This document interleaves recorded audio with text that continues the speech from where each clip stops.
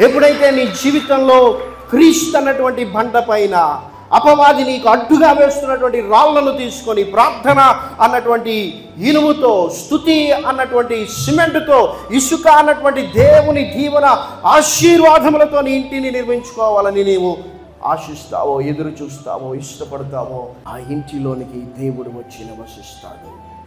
నీ ఇంటిలో, నీ హృదయంలో, నీ జీవితంలో యేసు ఉన్నాడా?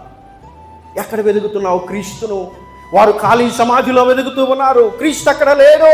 ఎక్కడ వెతుకుతున్నావు నీవు క్రీస్తును? నీ హృదయంలో క్రీస్తున్నాడా? నీ ఆత్మీయ జీవితంలో క్రీస్తున్నాడా? క్రీస్తు లేకపోతే నీవు బండ మీద కట్టుకోవాలి.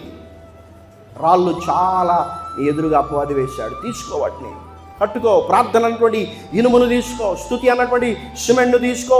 ఇది వరకే దేవుని జీవితంలో ఎన్నో దీవెన ఆశీర్వాదములను ఇచ్చాడు. ఆ దీవెన ఆశీర్వాదములైనటువంటి ఇసుకను తీసుకో. ఖచ్చితంగా ఆయన బండలో నుండి నీటిని పంపిస్తాడు. వాటితో కట్టుకో. ఆయన గాలిని పంపిస్తాడు, ఆయన వానను కురిపిస్తాడు, ఆయన వరదను పంపిస్తాడు. అవసరమైన క్యూరింగ్ ఆయన చేస్తాడు. ఎంతగా క్యూరింగ్ అయితే ఆ బిల్డింగ్ అంత గట్టిగా నిలబడుతుంది. వరదలో కూలిపోతున్నావా? వానకు కొట్టుకొని పోతున్నావా? గాలికి పడిపోతున్నావా?